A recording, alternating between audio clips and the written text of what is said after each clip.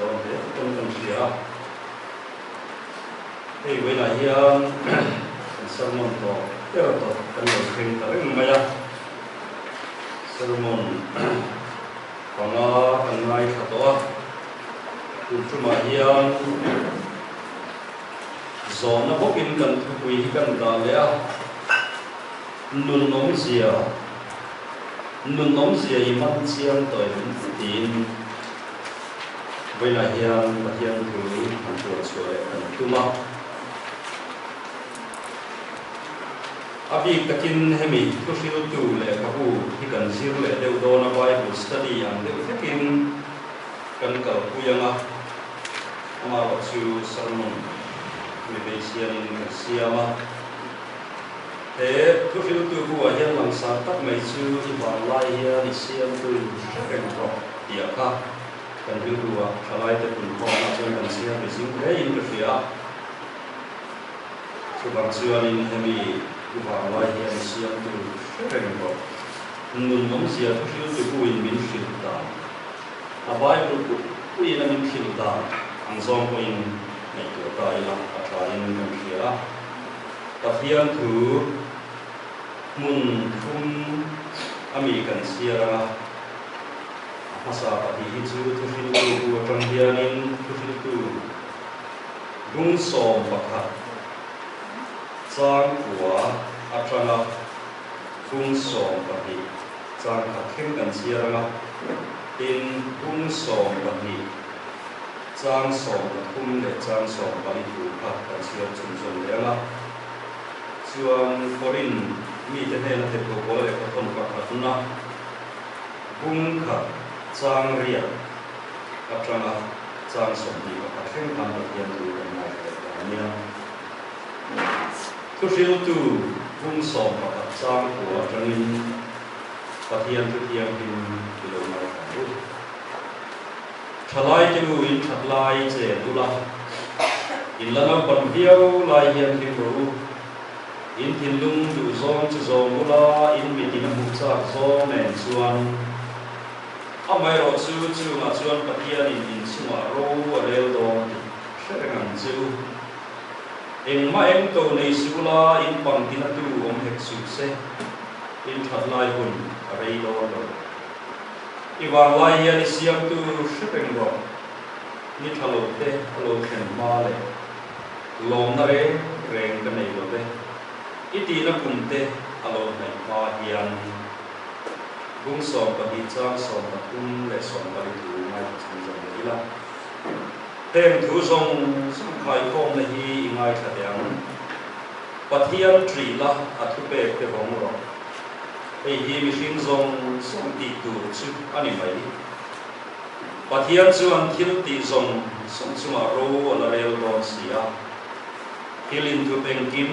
sia emo atha emo te ko ti hi in korin thon khat bung khat trang song paria ta trama trang song di pa tu pathian tu tiang ni ma tha chin song ui cross tu chu bo ra me tan chuan at na ani sia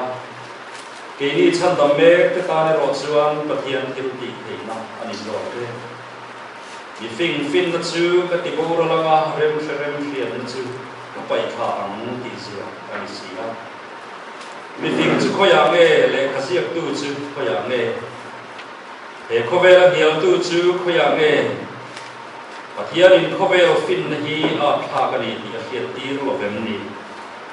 pathian fin na chuan khovelin fin na ma pathian an hiat thei lo nu in thu sil a tha ma ring tu te chan dam chu pathian in tha ati he si a atu tiang lim kan sia te lo pan kan za ta ma lo ni song sa ko se amen also the living pathian trong trời lalpa kan pathian tu ta ikiama om hi anuama ibulo ma hian kan hima nang nei tu ni hi awan ai kha kan te na bo hian lalpa imi ni ngai lo te imi ya min poma nang ma nei tu ata na min siam ve awang ni mo o hian tharin ni ne na lo tu kan thia che lalpa kan pathian he ko vela hian mission te hian thil tam tak ti tur nei ni te hian kan in thri na he ko vela hian thil ro pui tam tak ti tur nei te in kan in thria chu ma wang chuan kan buai em thri na ni ma se lai thu chuan in nang pathian tak nei le i thu zo ma nun mai pi lam ma chu ai ro pui zo khi ko vela kan om chan a hian min ko hu pakhat ma i nei lo ani ti kan thua ani chu wang chuan hei lalpa helai Hyderabad na po hian kan mi zo thalai kan tak te he ko vela hian nun om zia te zira he ko vela nun man dan thade mai tuin zir na sang zok zir te na tha zok thok te le chan rang awang in helai hula hian kan ko ni ko ai takin lalpa wen ni a hian nangin nun om zia i thu atanga min zir ti ri tum te min khiat thar ti la kan duwa chutiam hoi zom chuan nang ma thu tak te kuan chu le kan tum ni ko ai takin lalpa i thu tiam him ma kan in po khom na hi tharau thiam himin min uak le la he kan rum chung nge po i lalpa tu huna hian tharau thiam himin min chen sil la i thu kan soi chuan atong kam le thin lung ke po nang ma hriat pui tla lalpa ri ru thiam him tak le dip takatra i thu te puang chu thei tu rin i chia ho po he tharin ni tharau min lo khatang che in lalpa ngai thatu ni pui te po atharin i tharau thiam himin pol la an ril ru le ngai tu an vak vel te po lalpa min thruai khom sak la an thin lung kong khar min hon sakin na ma thu tak ti taka chu seng lu thei tu rin an ril ru nangin min buat sai sak le an che kan lalpa Yesu Krista min kan di le amen ei tu lai ko vela hian nun om sia soi pia tum nei atam so te ema abi takin hemi intellectual circle a thei chuan an sa zuala tin hei hi tun haya ko vela na boi pui ni chuang lo ba tu ma tang ko in philosophy kan ti real pui hian in a soi pia tum ver pakat chu meaning of life nun om sia ahi soi fian tu mani du vera tun ma chuanin Greek cover a chuanin hei tu hil tu sia na po hi Solomon sia ka pom na hi om re trina amara chakun na ya zirna chuanin Greek hotel Alexander the Great na empire za wi na ya juda na po op nuwa kan Greek philosophy le Greek fin na chang le Greek hotel khove la dam chan nia an khiat ten zudami te an ne chau tial lai he thil tu hian ahun laya ti takin thalai le ro te ne na pathian thu atanga he khove la nun nom sia asoi fian hi ani e te an ti trina tu hil tu ti trong kam po hi sa trong lama hian te SSS ti in da nia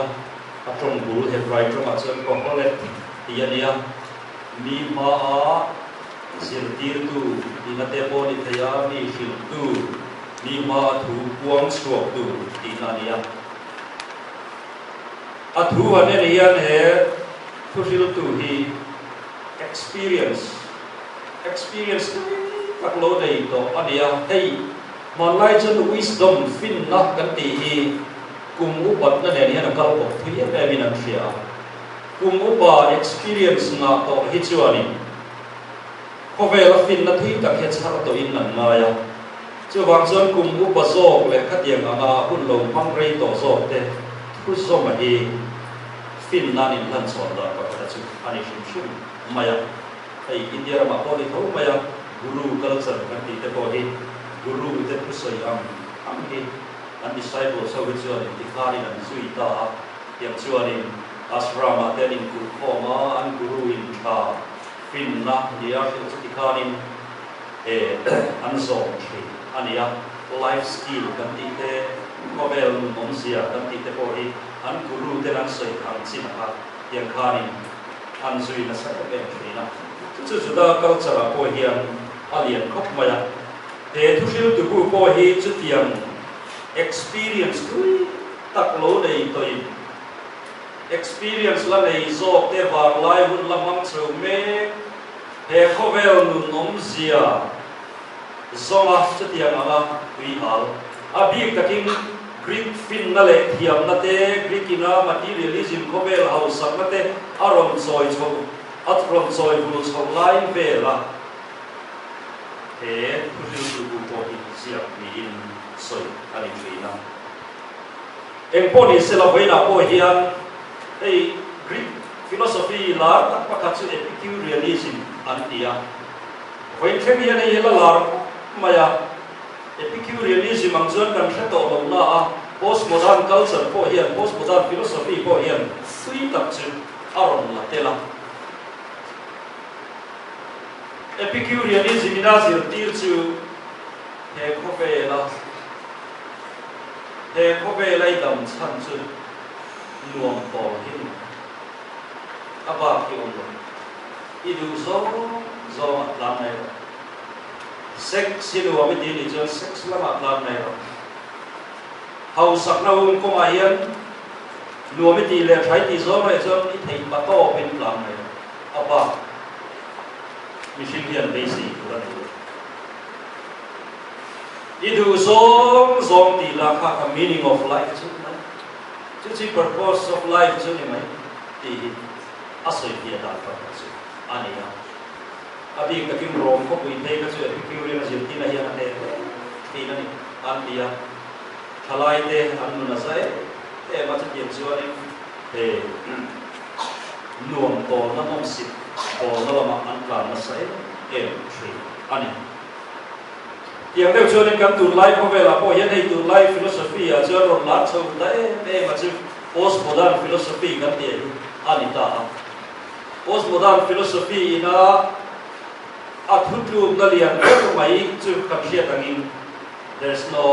absolute truth eng ma hi thil dik pum lu ma lo lo ti ani ta de ma ya mel tha po a thir tu mit mai ni pakatin tha ti viau ka le lam a thir tu dam chun a that lo na lai kha ron buwa chu wang chuan ni bial nu hi mel che ni sakmat thei po ni lo a thir tu mi da tang kha a that miau chuan bial pa he per ve ba yu ti sakmat po a per ngai na mi ta ka lo na ve tho ta ni te chu wang chuan in beauty define don kha ni na khir tu mi ta poi moni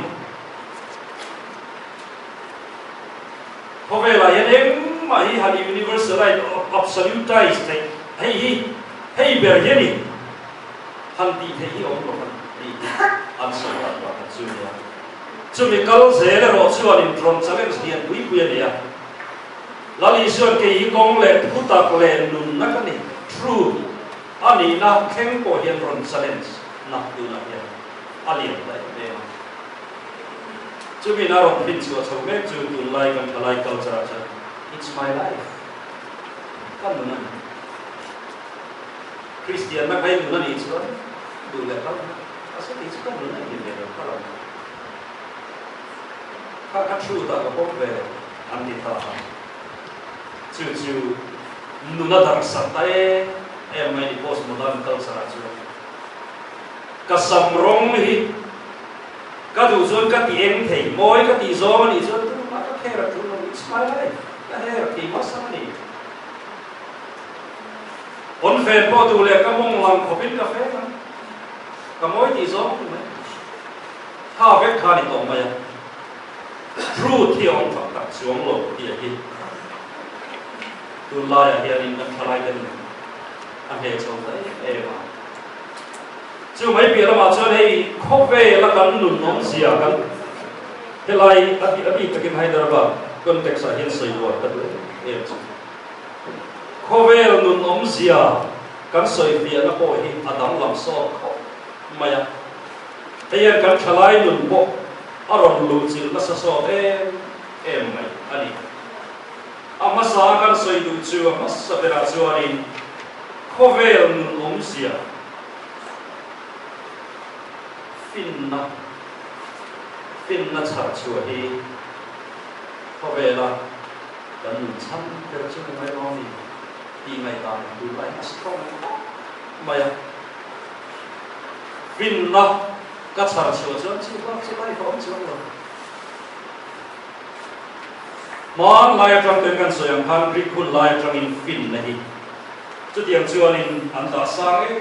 maya te mi tu fil tu sia khun lai khovela ngap pe chuanin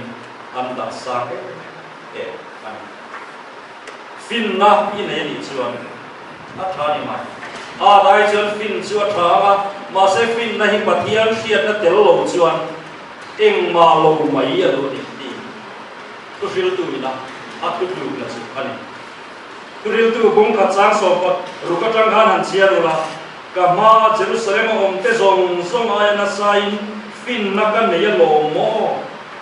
karil ru ko in fin na le siat ka anei na sare na ni ka India in karil ru hi fin na khatur le a na le fin lo na khatur ko in ka ma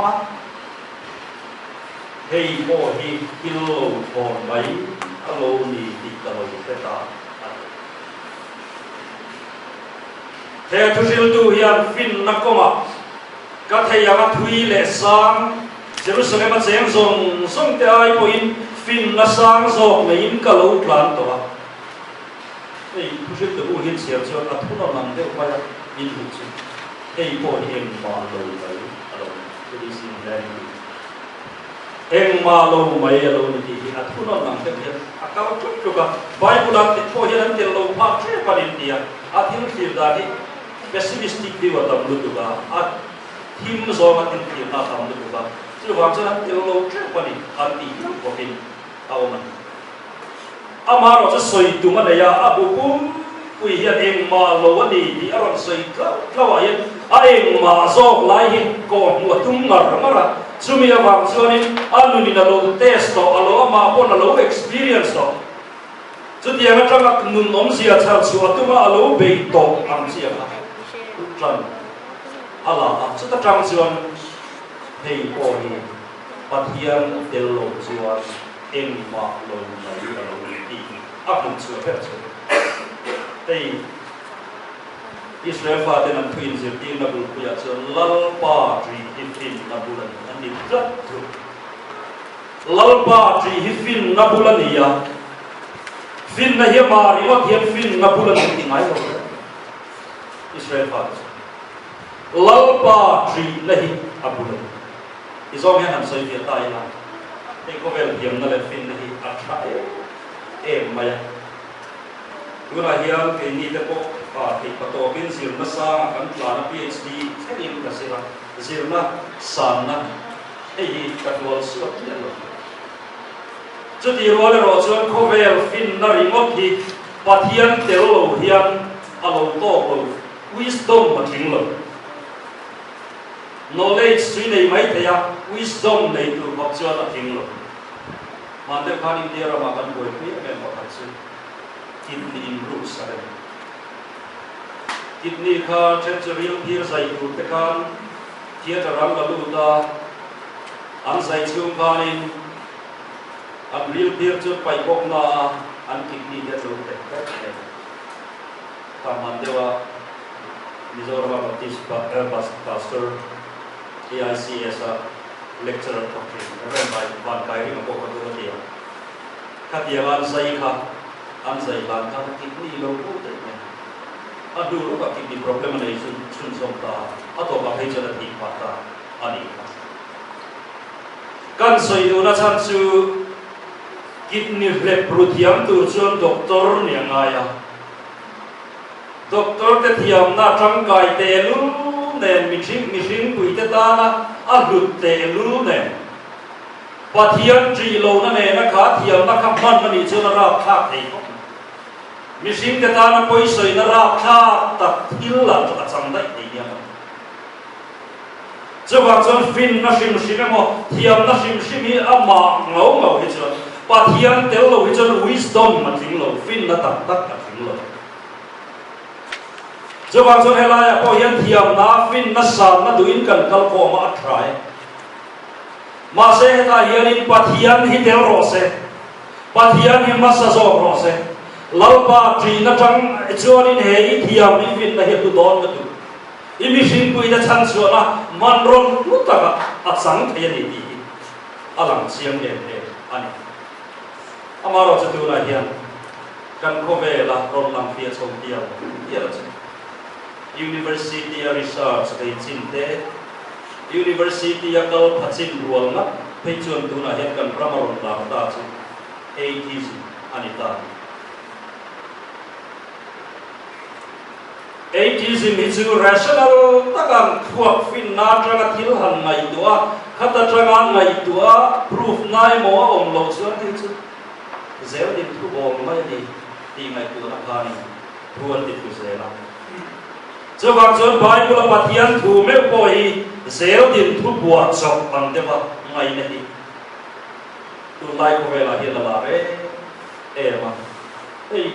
Richard Dawkinson the God Delusion asia ka te chin siar lo to in ka Pathian ni suam tu na ni sing ina suam tu na siam chok ver mai mai ni til tak tak ong lo ti kha tu ka le chu ani mai tu lai 80s ho dei man lai 18th century, 19th century, 80s nen kha ni na to lo Malaya 80s ho ka chwa an ma ni in Pathian om lo ring ni ko an ring a om lo khan ring ve lo ma ya mi dang va de chiam pon tu chong lo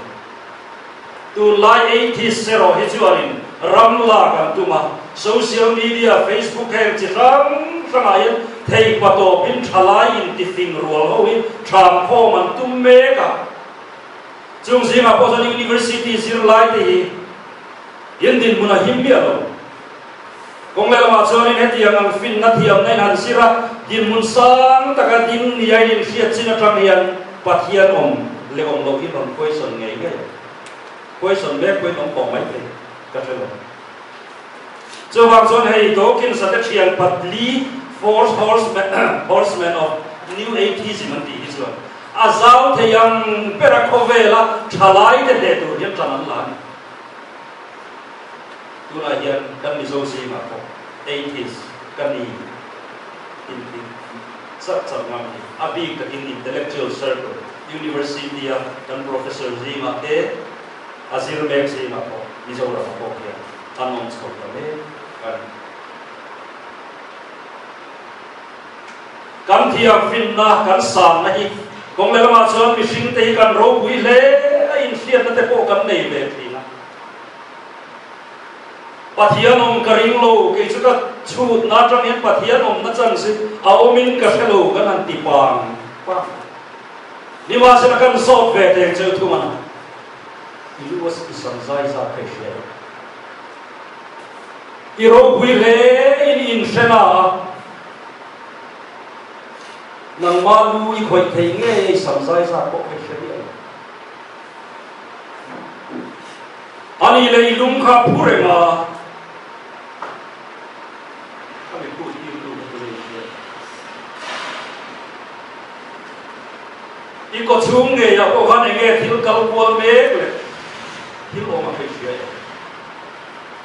thil zong sang she ang thima kan an in claim vel hi sual puar la ke sual khem la ten om takani ti ka thia ka machine hian limitation kan nei chiam ko Pathian om le om lo question ve ngam turian tu nge mo kan i le ti kan i mai ko ka du ani Pathian om ring lo ve ring turian nang ma ka han te chiam te ine ve ko to sa ka ka chu wang chuan ani he ko vel fin na sim sim dia at halo chu kan ti lo ba amaro chu Pathian tel lo le Pathian om na zot khop le Pathian din bun question phatur khopiat tu ne mo kan ni chu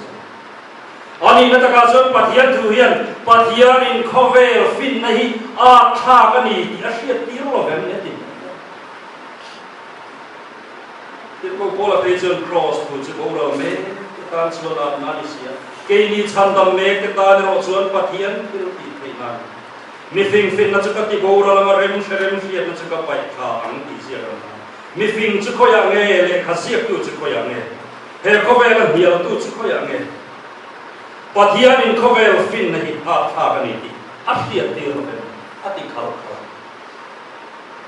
lali shwa krista van ro pui na kal sana he khovela mi te ta na ron in lan ral na cross tu ai fin na thuril hiong lo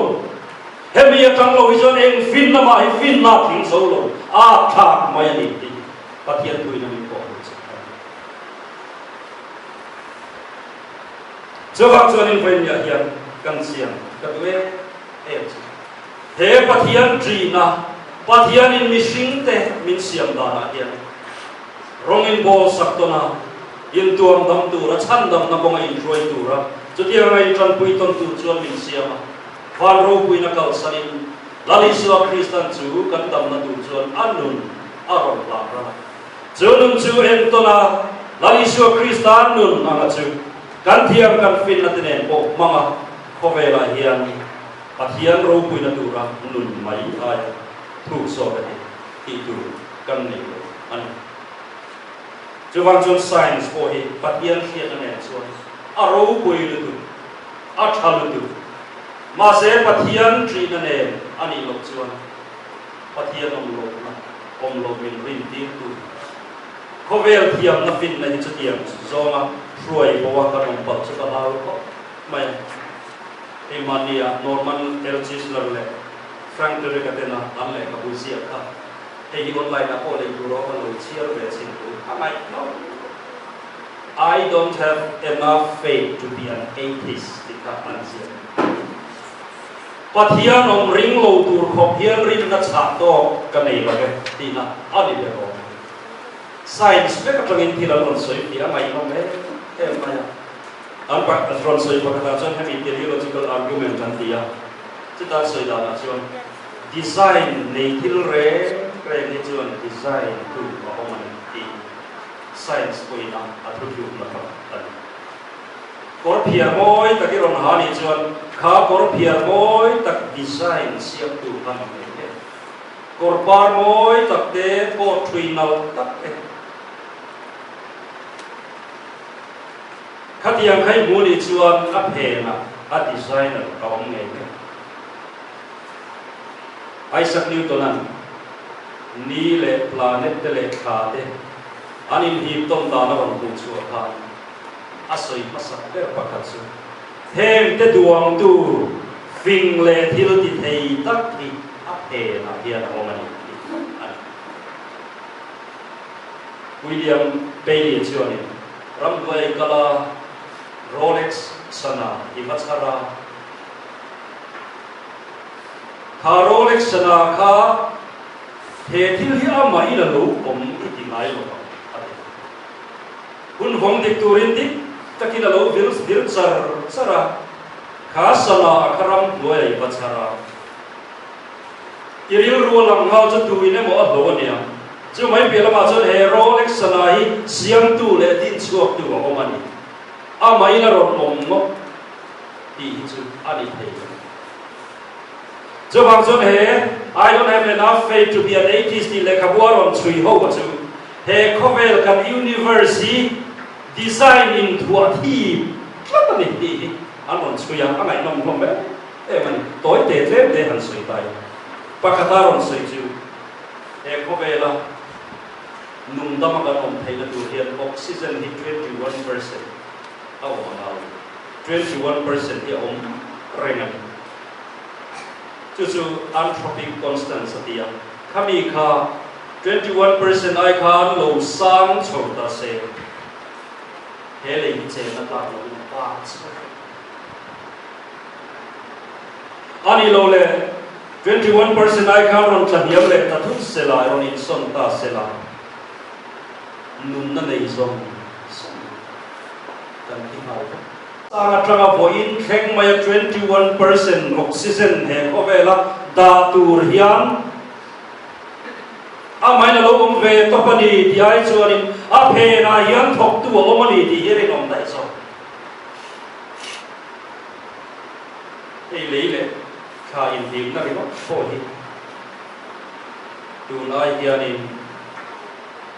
lo in him na ta sela tu na ai him na ri ai tsunami rap hap lu tu kan lei kan thia dangin 70% lai ka tu in na ku ha lo tsunami rap hap lu tu ka wang hian em ma chen na lak lo bin pui in lei bo ve e ko ve la nun sa nun dam song na nun na nei ho min ti kun pa ani lo le tu nai hian in him na hi lo nep ta sela kan lei po hian in a orbit hi atlan chu sana to da chuan chok le chilin vot lu tu che na tla lo he kan lei ba le au ma se ma sa tanga orbit atlan kuang ngata kong ngai zo ngat tu ra en ko tu a omani an thu lu na an chu tiang chuan in science hila tang tak kwa zat chuang ma kha hele khabuwa hianin khatiam hermil dan tur di tak ani lova khovel buai vek theina nun na nei zong zong tena kan thi pha mal theina tu thil la hi design hianin alowin tu khat vek kani chu wang sam sa ni a voina po hian kan thia ta ka du chu heng zong zong pe na hian thil ani na tur di taka om tir tu le vong tha tu hi a omani ti rin a kha le lo vinda wanga pathian om ring lel mitam takte shuai bowan om mek lai hian pathian rom zia hi ataka mu thein experience thein amari tu te hian alang re atak ka chon risk kan la don ro rawani point ka dia pathian om ring lo mai chon pathian om ring hi risk kan la don ro ni kon so alo om ta lo ni kon ko ya om chuang om lo rina lo om si ro so na ko i don ok mai cho wang so ni point na hian thalai te hian he kam rin na te tiang pin na ko vela kan plan me klaya ronin develop so hi kan ril ruwa mai tu thar ila pa koi bo he in da hiwa chu wang so pin na ko ma kan plan se la hiam na sang so pein tran kan la se la ma tharu ma se bul ku ya chon lal pa thi ni ro se lal pa siap na de nei hi kal ku yo a tu don lu in mi sing ku i rong bo na man ro koi mo tu ala ni chho do na chu wang chon he hiam pin na ko ma hian thei pa to chu tu rin kan in fui ruali ama ro chu tu sil tu hui i wang lai hian i siam tu shere i lai pa fin na ko ma poi sam wang lai takhan isiam tu thei tel nan manglu chu lai tak mai chu voi na po hian kan in cha tu lai chu ania chu wang chuan ei hi kan ril ruwa ria reng sel meaning of life kan son na hian fin na char chu hi ani sa ti mai pathian ne na he khovel tu man ani hian kan sia kan kok ma adot le achuarin mitam kapten tam chan le nun om sia lian mai thin chu nom sip bol na ti sa cha ma chi from bu hi tu lai heng ko khovel na adam se amai sa ve ani maya maro chu tu hil tu chuarin pathian thiat na tel lo chuan nom sip bol na khovel nuam bol na ri hot ko hi em ma lo mai alo ni ti min ko ku le chu ani ei bung ni thu ate kha nan chiar thata ola mai nom kho maya karil ruin khoi nge nom sip bol kan sing te ang na nom te re nge mo ka tia ma se hi ko hi eng ma lo alo ni nui hi a thak sia ka char chu ka kim lo lai ng lo ya de ba và mỗi người xin pha để đằng trước tối tế man rau đàn thà bè anh lỗ một tí in pin nó giống in qua in à in tí hình anh luồn tối tu mà nó sắc có cái in thế cái in sắc sắc à great buồn thế cái in xiêm mà buồn thế tiếng khá là sôi thà in chưa mấy việc mà chân cái lầu râu buya cái mà Jerusalem ông song thế cái cụ mà cái pin nó có anh ấy rồi in cái mít ít zo mà piang chứ cái vào rồi mà các thiên lương có em lòm nó mà cái xương lòm các thổ rim nó xong xong mà vào mình các thiên lương lòm xí à chứ các thổ rim nó xong xong cái lòm mà hiện nay cái chuan các chuột xong xong cái đấy các thổ rim đó các thiên ti xong xong cái hành en hiang ngay đấy thiên xong xong hi em mà lâu lệ thiên lâu thọ lâu nín loài hiang lòm nó đấy nó nom sipo na chỉ phang grep huan nuam tak te ni pui le khasik in te in siamin ani lo le kamit i zo ma piang hi chu ka la lo ni ti khopin khove lan lu ma ri le a cha zo ma piang hi chu a lo ti to na ni ma sa chu ta zo la thut lu na chuanin ngai te thil zong song hi eng ma lo le thil lo thon mai a lo ni ni nuaya hian lok na re ma lo kong lo ti athuk lu na chu ani le nom sipo na le ti satsa na chok tho thei thil hei ber hi kadam chana ni lo mo ni le ti a thalai ten tu lai an boi khui hi tam so em kan mit ta na nuam kan ti zom ri kan zom na te hi tam ko te kan smartphone na trong ringot ko hian enge kan pe chu khovel hi kan hu mani to ringot kan beng sian na chom tur te hianin thil heaven tam to te lu a ol sam to box rim mani ya ani lo le sex sa na ringot chok tho tur te ko hian man roya man thato te lu lem te ro pornography kan ti te chu du le du lo han ma video ngial man em kim ma ya kol sang fer fur thei khop turin tu ra ya kan hum sang vek tok mai ani ya cho hang son tu lai technology chuak thar che sang hian pathian lam mi te ayin setana lam mi te yan mang ram kai le yam en halan nom sipol na ko ma tlan na sa te ya lom na kim chun muta em an nun om sia chan na chu an muta em ye oi chu when ya hian kan in so kan he ko vi lom sipo na le lim lop na sex lula tlang wa na ko atla an ni emo rui thai thil atla te hian in ni le an nun om sia a chan na chu an muta em ko vel tlang wal song de ko te na and star run through Marilyn Monroe ka voi thek ko hian gula hian han gula athala en tu ti nge ma sa ti an lo man ka ti na rei ko te mi pa ma hun lai mi chau ko de lo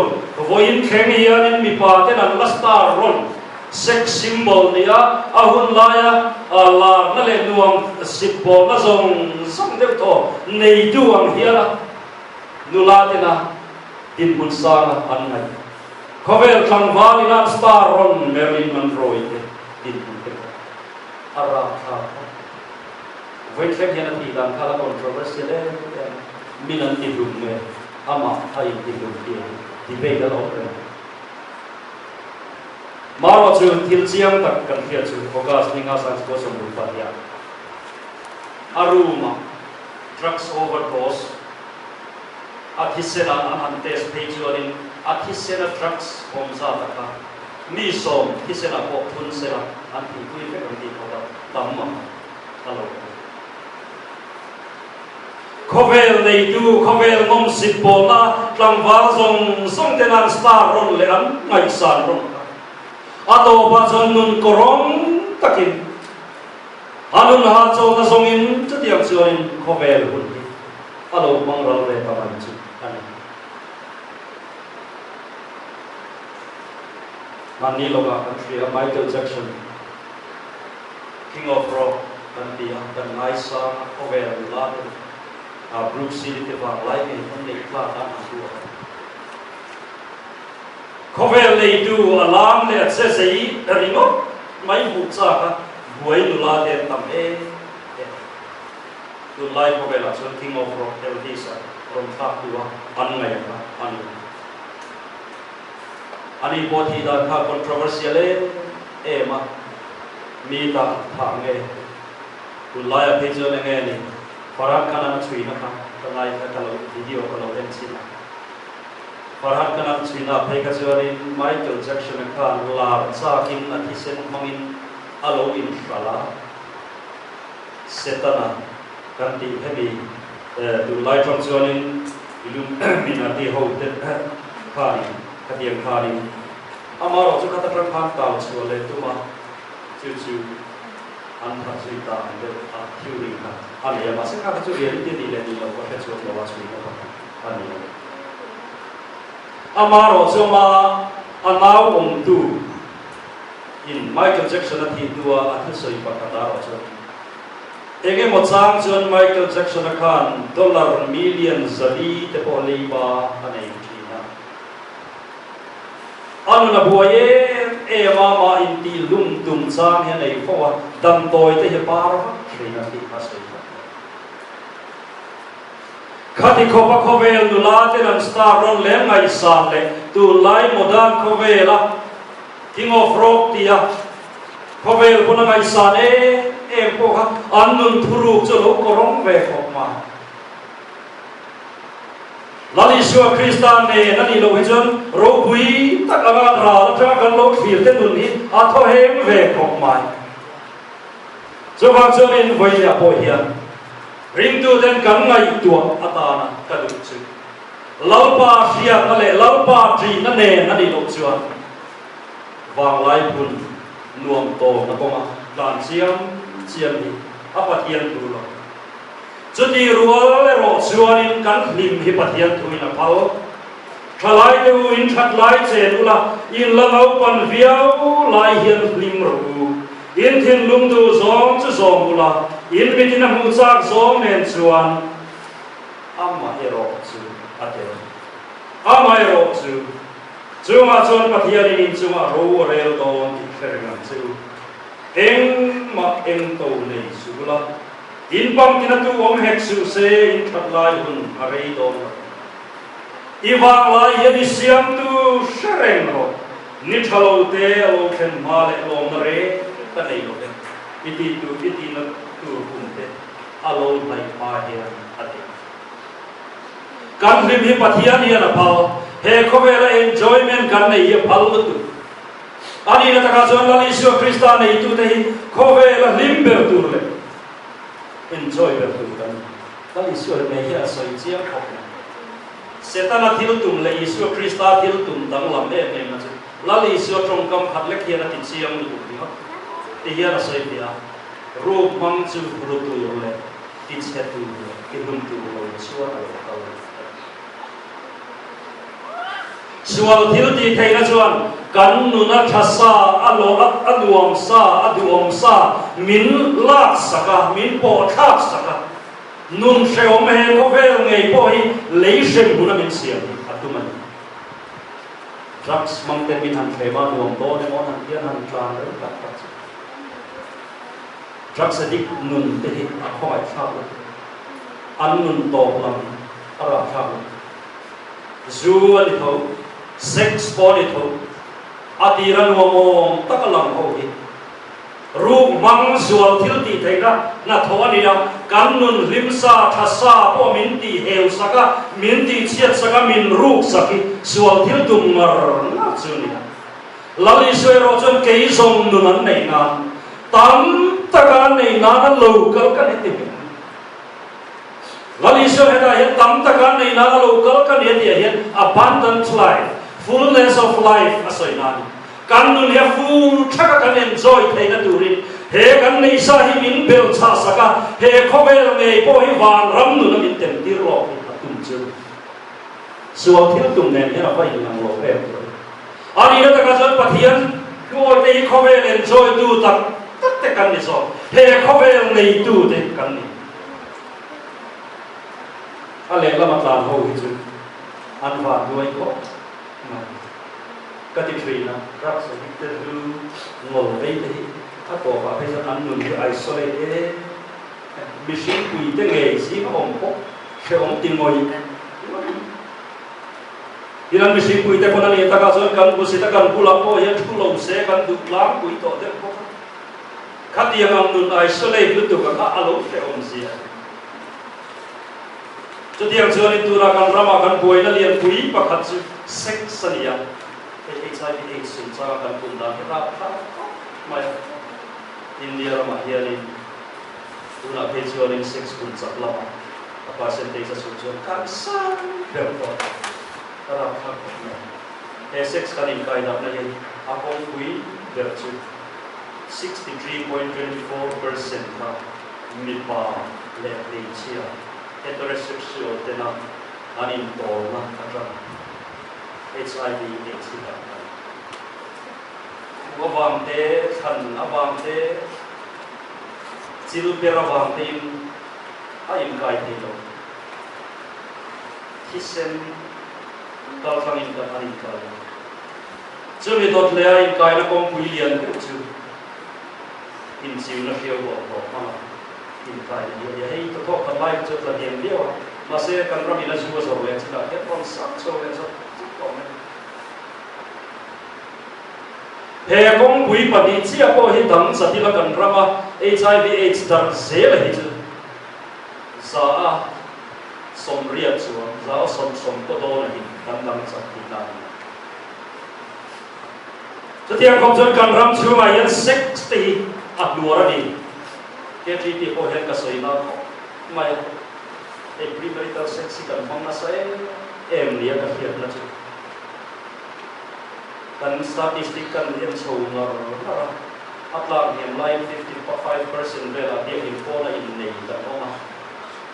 มาเซ็นชุดเห็นไลฟ์เดือนนี้อาซาเดไอซ่าพรีเมริตัลเซ็กซ์มังสุมาอินเนยกันนี่นะสุมีเราเบียกินห้องอินเนยไม่พอให้ขัดยำลงห้องตัวเองมาซาที่จุดละเดี๋ยวเราโถไม่เด็กจุดเดียวกันจะมาหันเคลียร์ชวนนี่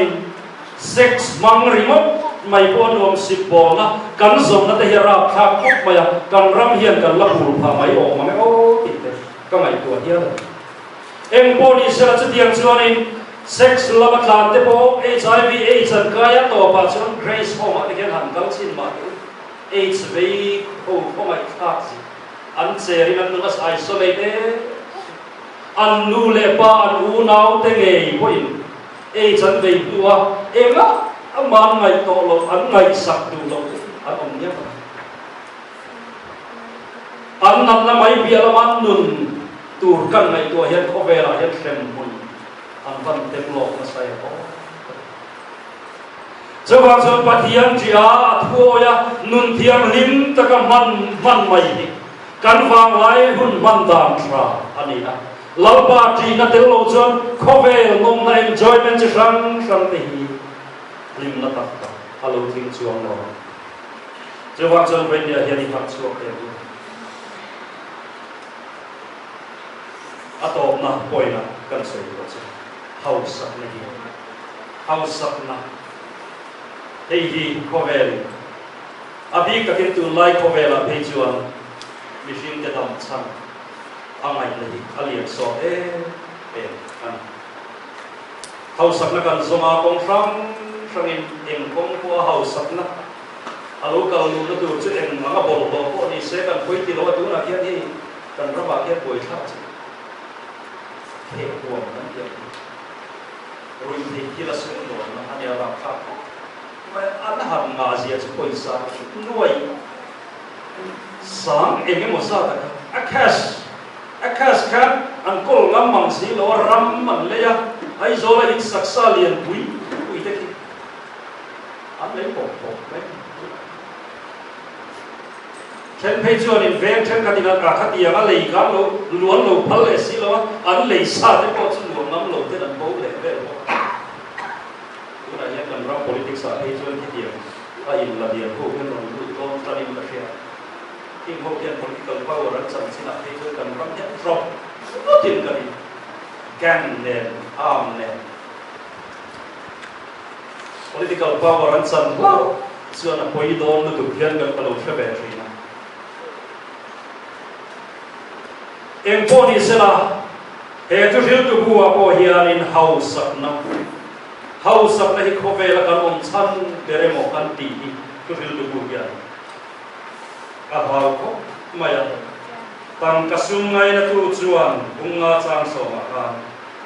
du to ma hulo wa hau sang na ngai na tu chuan du to ka re thek lo hang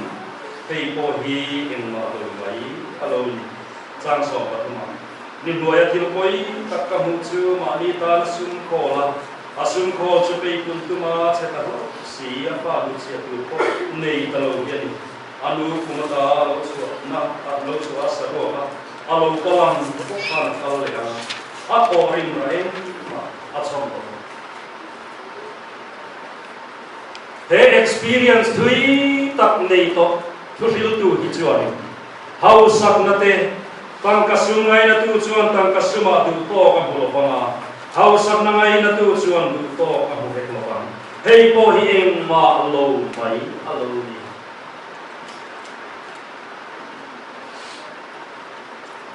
zo ne zremia khanim tin nge kami ten thil pani anti sual si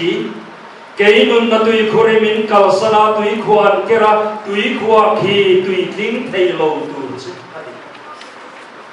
pathian kalsan phanan khovel hau sam na te khovel in chekar bom na te hi kan ngai tu trina thei pato pinin ham khom kan tu tran kan la ma sila tom na choin he khovela yen sarua kin kan lu ta sarua ko kin hei kan chu san le do chu chu thil chiam ka mani loka Tamil Nadu Chief Minister Jayalalitha Athiya kan fiadro Aloin hai pur na save khop maya ram rigot kha akhar sang dilai neya a silver kalsan rigot kha kesi saria ania gold kha kesi sompi paria akal sana a phei khop rigot kha phei khop bun sasari somma sari hi chuma si khat le sana som ko pakhat na ya kar chi frang tu lai ber ko ka pakwa ati lai ka alo ko kan amaro chu kan sia cardiac arrest il rei lo te na athil lo la khom song khachu sarwakin vậy nên hiện ulang tu kan nun hi robui tak thil na satak ti tung te hian ko vela hian kan han chevel thina kan han ham khom vaka to ni chu ho ve ko meaning of life pathian inan nun nom sia min kom ho hi kan mu chuak lo ni chana bahan van du ai thak te lu he ko vela kan nun nom sia tak man si lo ba ani lo lam tu hiu tu buin hei po hieng ma lo mai alo ni ati when ya hian chiang lu Alexander the Great Alexander Ropuya ka aropuye em kum som thum me mole kani khan asia thei chin khovel chu apek lo athu noya da ek ziak tu chen kha pe Alexander the Great hian do tu ra nei to lo wangi na trapani nanti khopia ni khovel hi athu noya da khovel hi ata ani ma se ban doi tha tin kum som thum pathum ani ek khan tu ta mai kha ani kata Alexander the Great athu lucia answer ki kalau thidon ta ka thi huna chuan ka ban pani zona hian ka kuang in ron rek popanga ka kuanga chuan ka ruang in danga tiang chuan chuin rek po pa chan ka ban pa di hin la chu ka kho pui min fan ko pui don ni he Alexander hianin he khovela hianin kudruak in lo luta kudruak bokin he khovel hi achuk san le ta ni hi khovel in ke rok se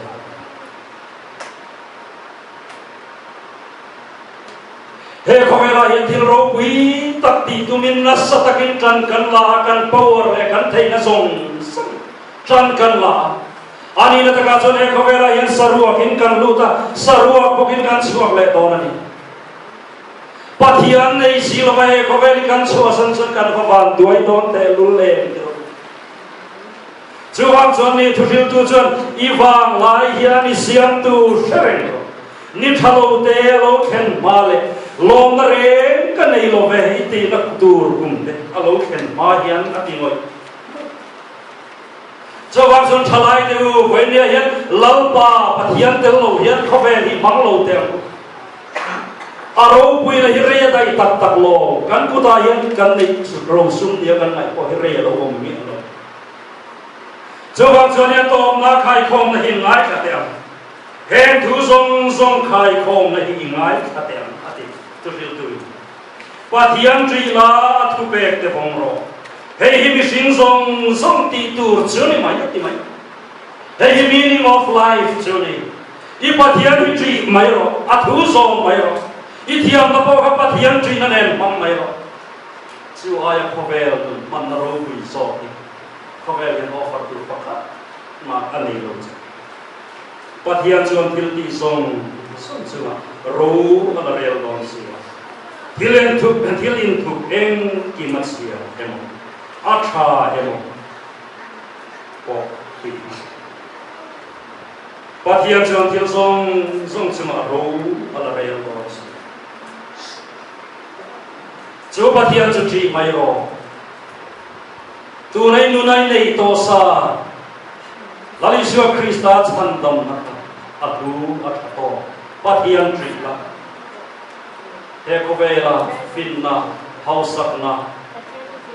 nom na kan tam shi shi ma hesuan lali shua ne nani chonen kim ro pui lali shua ne nani lo chonen mai ko vela yan ro pui ong lo Jawab son thalai ke hiam university azir na sang kan kalemo competition khovela kan kalemo athabe jodi role ro so lali suwa hi tel ro se pathian tri na ne hei kau tun ro se chuta tang suani te khovel tun on sia in chat chuak tel dom dang lam ngai lo ma sa ka tang to pathian tu ti be voi khem ko hi la di se lali suwa Krista hi dang lam don athu he ding reng don chu when ni apo hian nun nom sia kan sat suwa ina ata lalpan kan sa tan ma ni so se amen